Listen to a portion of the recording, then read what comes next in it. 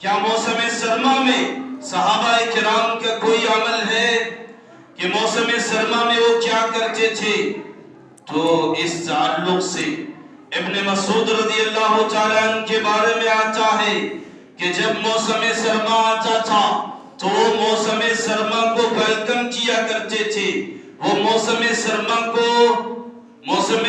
کو خوش آمدید کہا کرتے تھے، موسم سرما کا استقبال کیا کرتے تھے، موسم سرما کو اہلاً و سہلاً مرحبا کہا کرتے تھے۔ موسم سرما جب آتا تھا تو موسم سرما کو کہتے تھے مرحباً بالشتاء، مرحباً بالشتاء، اے موسم سرما تیرا آنا مبارک ہو، اے موسم سرما ہم تجھے ویلکم کرتے ہیں، اے موسم سرما ہم تجھے خوش آمدید کہتے ہیں، اے موسم سرما تیرا آنا بھلا ہی ہوا، تیرا آنا اچھا ہوا ہے۔ کیوں؟ صحابہ کرام کا طریقہ یہ کیوں تھا؟ صحابہ کرام کا یہ طرز عمل کیوں تھا کہ جب ٹھنڈ کا زمانہ آتا تھا اسے اس کا استقبال کرتے تھے، ٹھنڈ کا زمانہ آتا تھا اسے خوش آمدید کہتے تھے، ٹھنڈ کا وقت آتا تھا وہ اس کا ویلکم کرتے تھے، وہ اسے سیلیوٹ کرتے تھے۔ آخر ایسا کیوں؟ آج تو ہمارے نوجوانوں کا طریقہ یہ ہے کہ جب نیو ایئر آتا ہے اسے ویلکم کرتے ہیں، نیو ایئر آتا ہے اسے سیلیوٹ کرتے ہیں، نیو ایئر آتا ہے اس کا استقبال کرتے ہیں۔ کیوں کرتے ہیں؟ گناہ کی تلاش میں، کیوں کرتے ہیں؟ جو گناہ کی جستجو میں، کیوں کرتے ہیں؟ شراب نوشی کے لیے کیوں کرتے ہیں؟ فسق و فجور کے لیے کیوں کرتے ہیں؟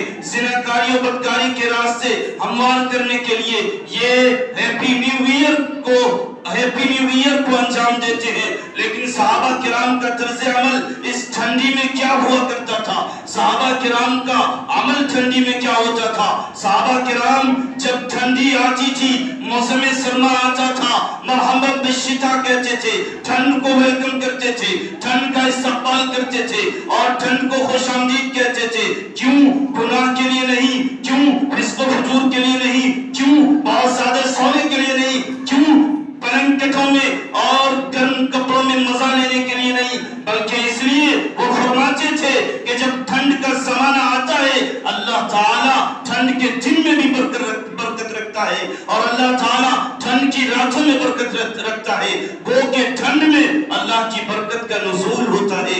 کیوں نزول ہوتا ہے؟ صحابہ کرام ایسے تھے جو دنیا کے طالب نہیں تھے، صحابہ کرام ایسے تھے جو دنیا کی روٹی پوٹی پہ جانے والے نہیں تھے، صحابہ کرام دنیا کے فائدے کو آگے نہیں رکھتے تھے، ہمیشہ وہ نیکی کو آگے رکھتے تھے، ہمیشہ وہ اخروی چیز کو آگے رکھتے تھے، ہمیشہ ایسی چیز کو مقدم رکھتے تھے جو چیز صحابہ کرام کو اللہ سے قریب کرے، جنت سے قریب کرے، گناہوں سے دور کر دے۔ لہٰذا صحابہ کرام اسی وجہ سے، کیوں؟ نیکی کی کثرت کی وجہ سے، کیوں؟ اس لیے کہ جب ٹھنڈ کا زمانہ آتا ہے تو ٹھنڈ کے زمانے میں رات لمبی ہوتی ہے، دن چھوٹا ہوتا ہے، تو صحابہ کرام ٹھنڈ کے ایام میں راتوں میں قیام کرتے تھے اور دن میں دن کے چھوٹا ہونے کی وجہ سے روزہ رکھا کرتے تھے۔ اسی وجہ سے ان کے لیے موسم بہار ہوتا تھا، یہ ٹھنڈ کا زمانہ موسم بہار ہوتا تھا، کیونکہ ان کے نظریے میں اور ان کے نزدیک ٹھنڈ کا زمانہ نیکی کمانے کا زمانہ ہوتا تھا، ان کے نظر میں ٹھنڈ کا زمانہ ثواب حاصل کرنے کا زمانہ ہوتا تھا، ان کے ذہن میں ٹھنڈ کا زمانہ ایسا ہوتا تھا کہ اللہ کی قربت حاصل کی جائے۔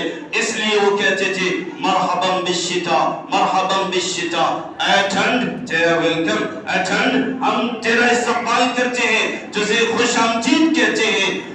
تو جب صحابہ کرام کا یہ طرز عمل تھا، صحابہ کرام نیکیوں کو دیکھ کر، صحابہ کرام نیکیوں کی کثرت کو دیکھ کر اور صحابہ کرام کو ایک موقع حاصل ہوتا تھا نیکیوں میں اضافہ کا، صحابہ کرام کو ایک فرصت ملتی تھی ثواب کو بڑھانے کا، اللہ سے کنیکشن مضبوط کرنے کا، اللہ سے مواصلات اسٹرونگ کرنے کا۔ صحابہ کرام ٹھنڈ کے زمانے کو گرا قدر جانتے تھے، گولڈن آفر جانتے تھے اور وہ اپنی نیکیوں کے اضافے کے لیے کوشاں رہتے تھے۔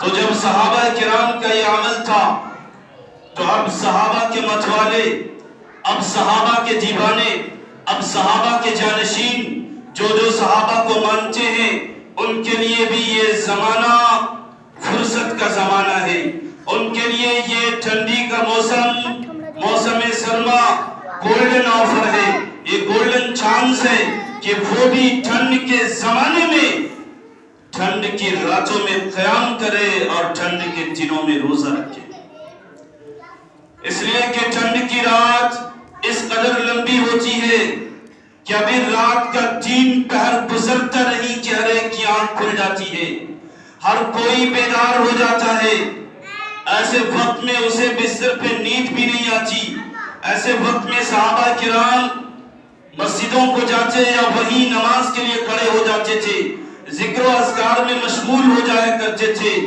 تو آج ضرورت اس بات کی ہے کہ ہم صحابہ کے دیوانے، ہم کو چاہیے کہ جب ہماری نیند کھلے، رات اتنی لمبی ہوتی ہے کہ نیند کھل جاتی ہے، تو پھر ہم بھی نماز کی طرف بڑھیں، ہم بھی تہجد کا اہتمام کریں، ہم بھی رات کے قیام کا اہتمام کریں، یا اگر نہیں ہو سکتا تو کم سے کم اتنا ضرور کریں کہ وقت ضائع کیے بغیر بستر پہ لیٹے ہوئے ہم ذکر و اذکار کا اہتمام کریں، ہم اللہ کے ذکر کی کثرت